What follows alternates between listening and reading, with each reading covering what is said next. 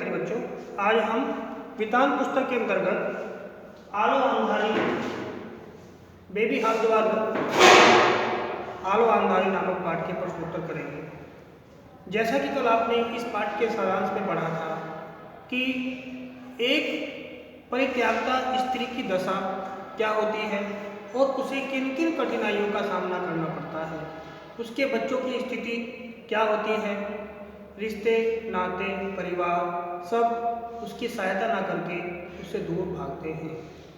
तो उसी क्रम में हमने पढ़ा था, तो उसी क्रम में आज हम उसके प्रश्नों को करेंगे, जिसमें पहला प्रश्न है कि पाठ के किन अंशों के आधार पर समाज की यह सच्चाई उजागर होती है कि पुरुष के बिना स्त्री का कोई अस्तित्व नहीं है। क्या वर्तमान समय में इस सामाजिक स्थिति में कोई परिवर्तन आया है?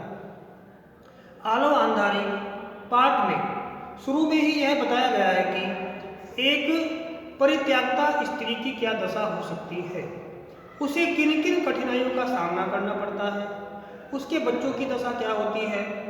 इस पाठ में यह बताया गया है कि जहाँ पर वह किराए के मकान में रहती है, वहाँ पर लोग उसे अकेली आते जाते ताने मारते हैं, कोई सीटियाँ बजाता है और उसे कहते हैं कि तुम्हारा पति कहाँ है, और वह उससे यह भी पूछते हैं कि क्या वह अपने पति के बिना अकेली रहती है, तो वह अकेली क्यों रहती है।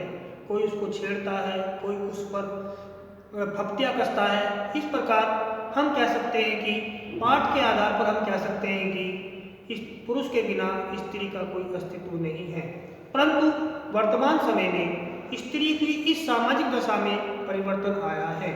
आज के युग में हम देख सकते हैं कि स्त्रियां बिना पुरुष के आसानी से अपना जीवन यापन कर रही हैं, वह स्वतंत्र हैं और वह अपना जीवन सही तरीके से चला रही हैं। प्रश्न नंबर 2, रेलगाड़ी से लेकर तातुस के घर तक के सफर में बेबी के सामने रिश्तों की कौन सी सच्चाई सामने आती है? उत्तर है इसमें कि जो बेबी होती है वह अपने पति से अलग होकर किराए के मकान में रहती है।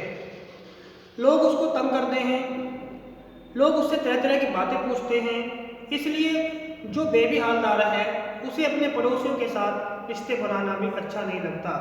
वह किराए के मकान में अपने बच्चों के साथ अकेली रहती है और एक अपरिचित व्यक्ति ने तातुस के यहाँ नौकरी दिलवाकर उसकी सहायता की।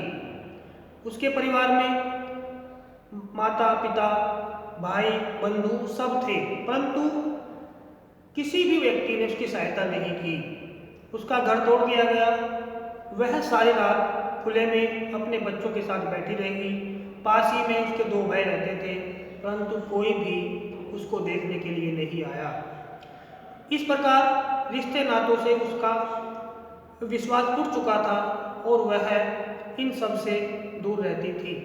इस प्रकार सुलीम नामक ड्राइवर ने तातुस के घर में नौकरी दिलवाकर उसकी सहायता की और बाद में तातुस के घर में ही उसको रहने के लिए जगह मिल गई थी।